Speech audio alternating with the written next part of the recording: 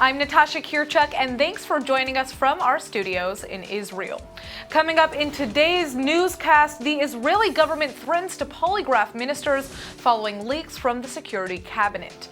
Hamas appoints a terrorist mastermind as the new Gaza chief, and animal rights are taking on a whole new meaning in Israel as veterinarians fight to save the lives of some of the country's most unlikely creatures. Keep watching here for the latest news in Israel.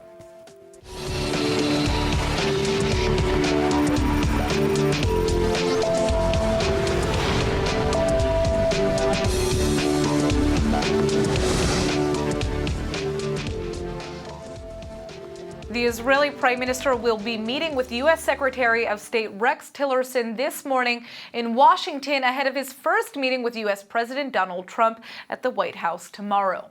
But his first set of meetings come on the heels of some sour internal affairs in the Israeli cabinet after a series of leaks from top-level meetings. The Israeli government is now considering using lie detector tests to ensure that internal debates aren't leaked, especially since some of the Prime Minister's controversial comments regarding Trump were released to the media just before his visit to Washington. Prior to Netanyahu's departure to the United States, the Israeli leader reportedly warned his ministers to tread lightly and, quote, take Trump's personality into account during their upcoming 4-hour meeting. The premier did, however, publicly characterize the upcoming talks with this brief statement. The alliance between Israel and America has always been extremely strong. It's about to get even stronger. President Trump and I see eye to eye on the dangers emanating from the region, but also on the opportunities. And we'll talk about both, as well as upgrading the relations between Israel and the United States in many, many fields. Hours earlier, Public Security Minister Gilad Erdan declared that all members of the Security Cabinet, and foremost the Prime Minister, oppose a Palestinian state. But the premier sidestepped a question from reporters on the current status of his commitment to a two-state solution. Meanwhile, photos have already been released of the Israeli premier meeting with several of his top advisors at the official Blair House presidential guest residence. There's been wide speculation that the premier hopes to convince President Trump to lift restrictions on convicted espionage agent Jonathan Pollard, so that he can finally move to Israel. After serving 30 years in prison, the former U.S. naval intelligence officer was released in November of 2015, but is forbidden to leave New York for 5 years. Before leaving the American capital, Netanyahu is also slated to hold talks with Vice President Mike Pence and both Republican and Democratic congressional leaders. But of course, the high point is tomorrow's meeting with the new U.S. president. The Turkish President Recep Tayyip Erdogan is joining other international leaders in criticizing the recent surge of Israeli building in the West Bank. Even though relations between his nation and the Jewish state have just been restored after years of hostility, Erdogan isn't hesitating to speak out against Israel. 2334 sayılı kararına rağmen İsrail'in Doğu Kudüs ve Batı Şeria'da yeni yerleşim yerleri inşa etme kararı ise tam bir provokasyondur. Uluslararası hukuk ve insan hakları içe sayılarak Filistin'e uygulanan abluka ile yasa dışı yerleşimlerin sona erdirilmesi Orta Doğu'da kalıcı barışın ve istikrarın ön şartıdır. The Turkish leader's scathing remarks were televised amid an official visit to Bahrain. The rapprochement between Ankara and Jerusalem was reached this past summer after Israel agreed to pay reparations to the families of 10 Turks who were killed during the 2010 Mavi Marmara incident. Violent clashes erupted after the pro-Palestinian activists attacked IDF commandos sent to prevent the breaching of the naval blockade of Gaza. Erdogan also used his Bahrain address to condemn Israeli plans to reduce the volume of early morning Islamic calls to prayer being broadcast by loudspeakers at mosques.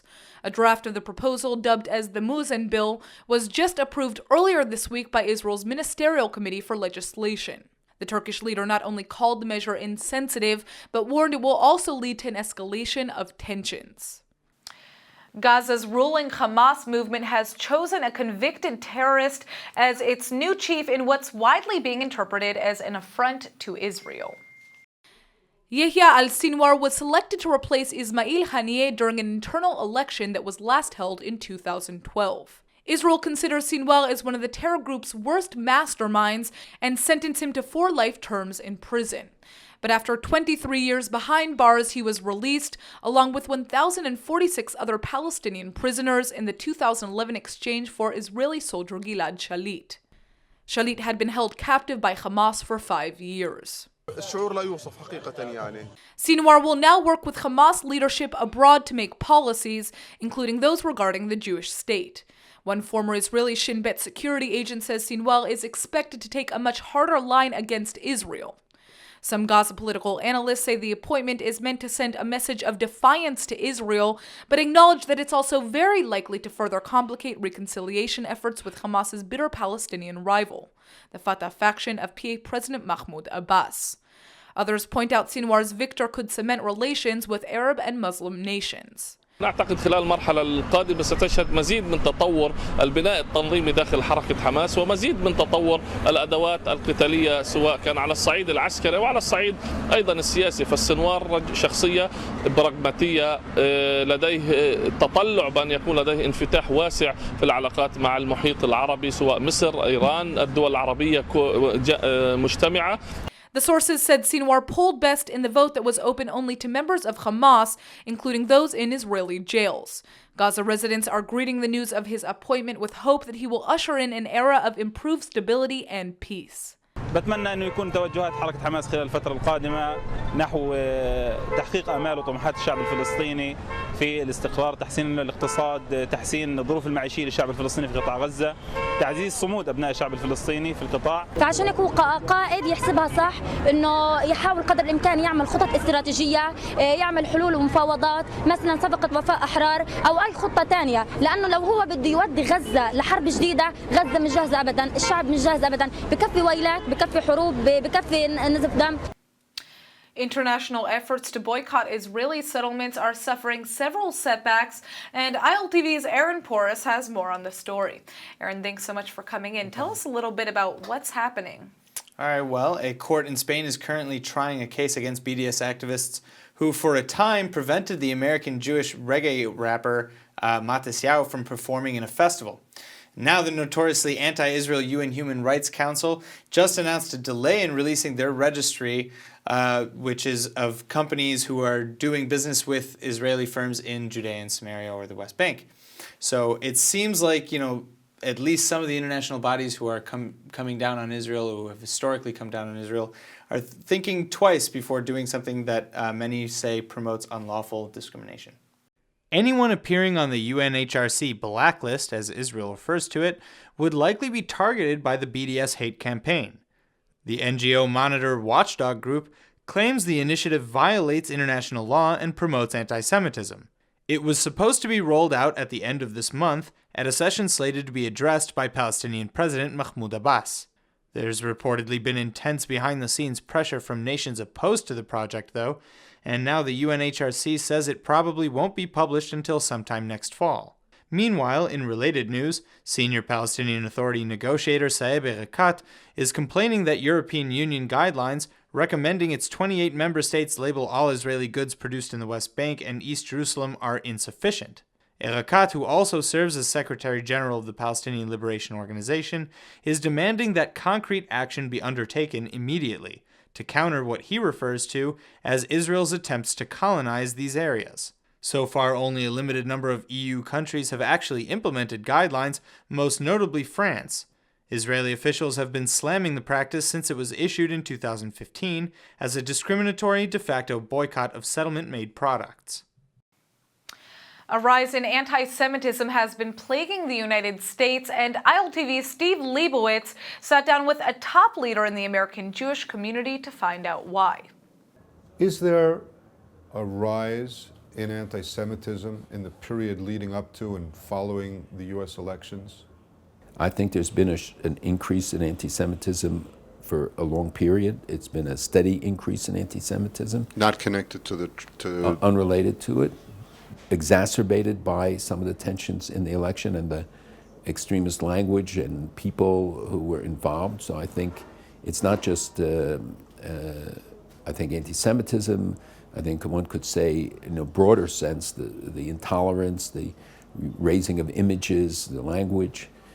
I don't dismiss it.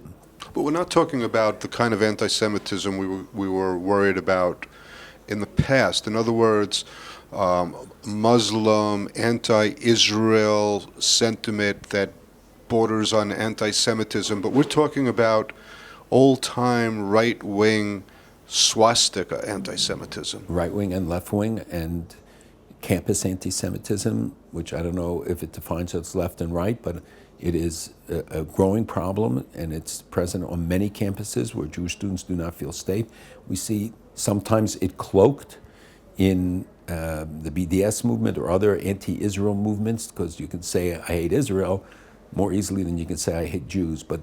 And while there are legitimate grounds for people to express criticism of the United States or of Israeli policy, that is not what we're seeing on campus. The BDS movement is a cover for blatant anti-Semitism, crude anti-Semitism that just translated in different ways, and they can use apartheid imagery and all sorts of other identifications which they seek to create this intersectionality and going into other causes and things. But I think that the fundamentals that, and I particularly focus on the campus because I'm worried about the next generation. And you're not talking about, lower class, you're talking about more educated, you're talking about people who should know better, and the campus should be a place where there are free exchanges of ideas, and without the racism and bigotry and allegations, let alone the physical violence. There are actual physical assaults against Jews. And, the calls of the attacks about the JCCs lately, and they didn't, thank God, actualize into real things, and it's happened several times. It's been a series three cycles of it, and to multiple states, etc. But that could be a couple individuals. It could be an individual. Could be something without any real intent to act on it and to actualize these attacks. But they have an impact in that it dissuades people from sending their children to a center or to a camp or to participate. I remember at times when people didn't want to go to synagogues because there were threats against synagogues. We can't allow that. We can't let Jewish life be frozen and be paralyzed by these movements. So we work with law enforcement and others and people in authority. We have to condemn it. We have to speak out against all forms of bigotry, but especially the virulent anti-Semitism that we see in Europe is now visible sometimes in America as well. And the tolerance of it, Islamophobia, is spoken about a great deal, but there are far more attacks against Jews than Muslims, according to almost all the surveys in the United States. And yet, they don't talk about anti-Semitism with the same depth of concern. Maybe the things Jews have made it, Jews are part of the establishment, Jews, that doesn't mean we're not vulnerable to this, and that there aren't elements in American society who want to target it. And I think the election debate and some of the things that happened during the election exacerbated it.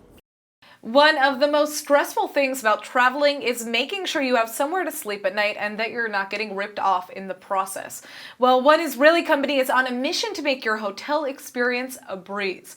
Benny Yonovich is the CEO and founder of Arbitrip, and he's here to tell us more about how his technology can change the way you travel. All right, thank you so much for coming in, Benny. Thank you for inviting me. All right, so let's begin. What is Arbitrip? I want to learn about this because I travel a lot myself. That's fantastic. Arbitrip is a hotel booking platform that helps today corporates and business travelers to save tons of money on their travel, around more than 30%. How we do that? We have noticed that the hotel market has similar characteristics to the stock market. I mean, hotel prices change sometimes, just like stocks and options at the stock market. And we developed a technology that utilizes that and helps the corporate or the business traveler to save money.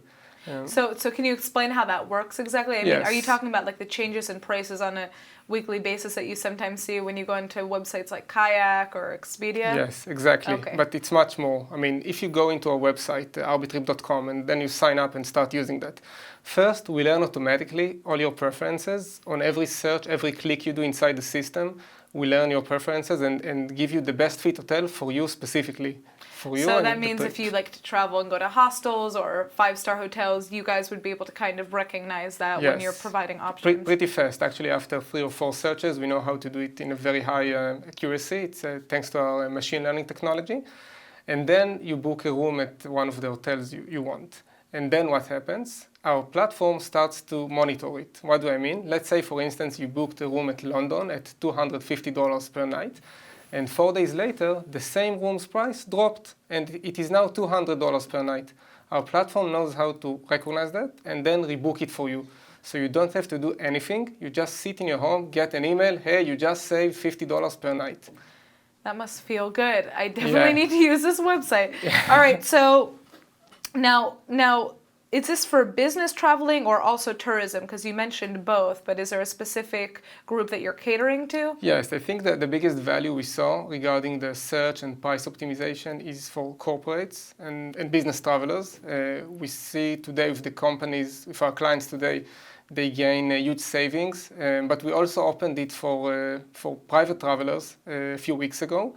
It also Which is probably a little more complicated because, private travelers might be going to lower cost venues than the typical business traveler. That's exactly the point. It's harder to learn them. They have much lower frequency of traveling, so it's harder to do that effectively.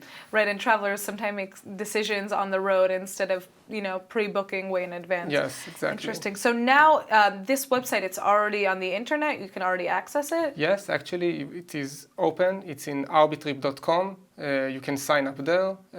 You get your account.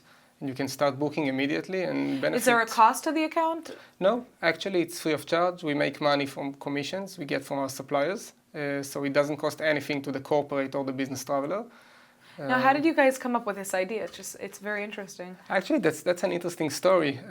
I was traveling with my wife in Japan. Actually, it started from a personal experience. And we needed to cancel a room. But just before canceling, I checked the price. It was $160 before, and just 1 day before the travel, it was $120. And then I thought, okay, there is an arbitrage there. There's an opportunity. I should have rebooked that.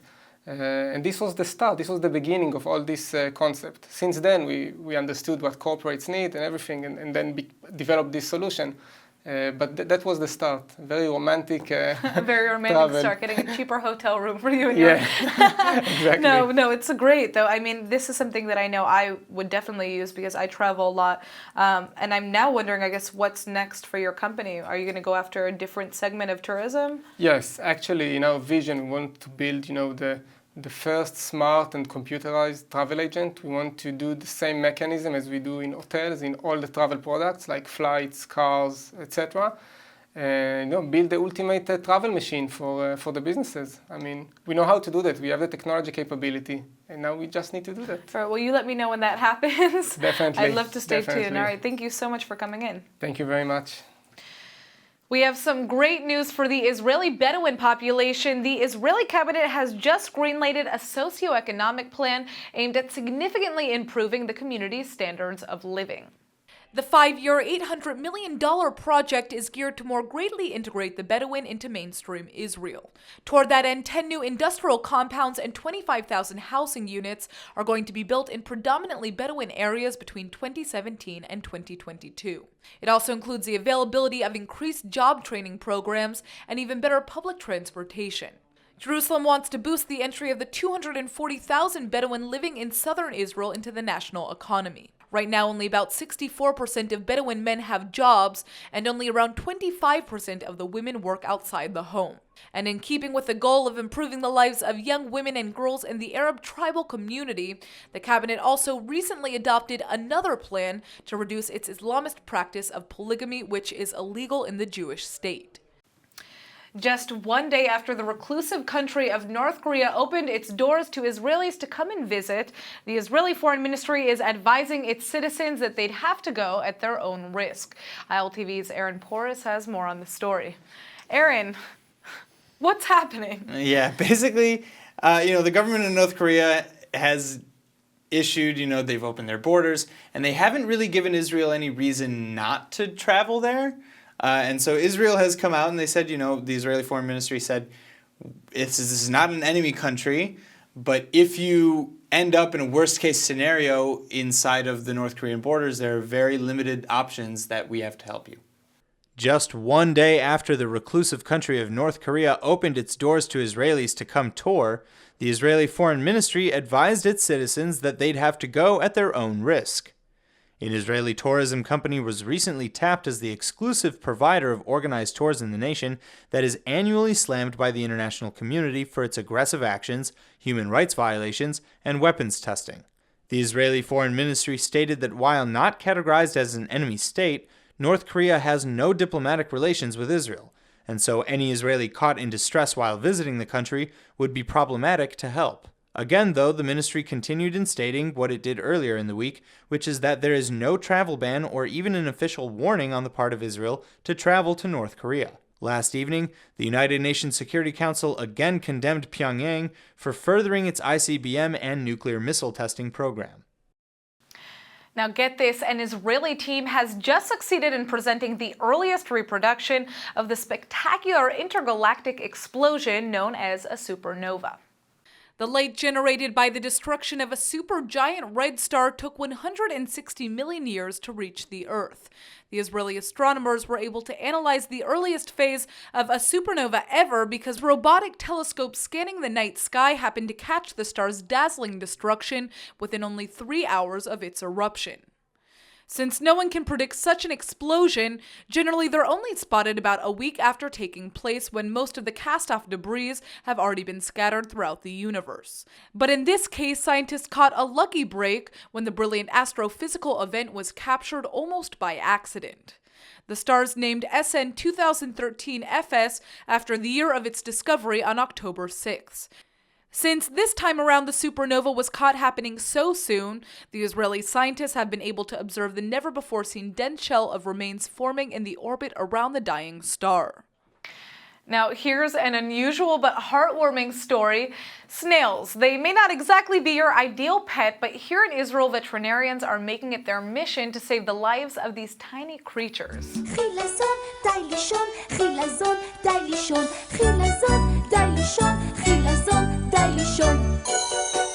Anyone who lives in an area where there are snails probably knows how awful it is to accidentally step on one. Well, that's what happened to a woman in Tel Aviv, but instead of just leaving it there, she rushed her slimy victim to a veterinary clinic for help. There, doctors meticulously cared for the little snail, who they even named Chevy, and eventually put him back together again. Let's just say, though, that recovery occurs at a snail's pace and can actually take several months. After they posted their success story on Facebook, it drew in so many likes, shares, and requests for further information that the vets decided to even add instructions about how their followers can help out the little creatures themselves. In fact, one of their earlier patients, named Hilik, lives such an adventurous life he has actually been brought in for treatment twice. Now, if you'd like to access information about how to save a snail yourself, just search for HaKlinika on Facebook, which is how you say the clinic in Hebrew. The Hebrew word of the day is brought to you by the University of Haifa, Hebrew Summer Ulpan, open to everyone. And now for our Hebrew word of the day. After hearing about an Israeli vet's heroic efforts for one little snail, we thought about what we could do to help the little guys as well. So what better way than to make them our focus for today's word? Snail is chilazon in Hebrew. The chilazon isn't something we normally think about apart from when we're commenting on someone's speed. Although now that I mention it, we do have a problem with chilazon male in Israel. But opinions aside, the chilazon really is an important member of the environment too. Contrary to belief, snails don't actually eat your garden plants, but they do help in the decomposition process and provide important nutrients to the soil. So next time you see a chilazon slithering around, we hope you feel less grossed out and more compassionate to our slimy friends. All right, let's go ahead and take a look at the weather forecast. ILTV's weather forecast is sponsored by Adopt a Savta, taking care of Israel's lonely Holocaust survivors. Tonight will be occasionally rainy with a risk of flooding and a low of 48 or 9 degrees Celsius. You can expect more rain tomorrow as temperatures remain unseasonably cold. The high will be around 58 or 14 degrees Celsius. All right, that's it for today's news. Today's exchange rate is 3.75 shekels to the American dollar. Remember to sign up for our daily newsletter at iltv.tv. Thanks for watching and see you tonight.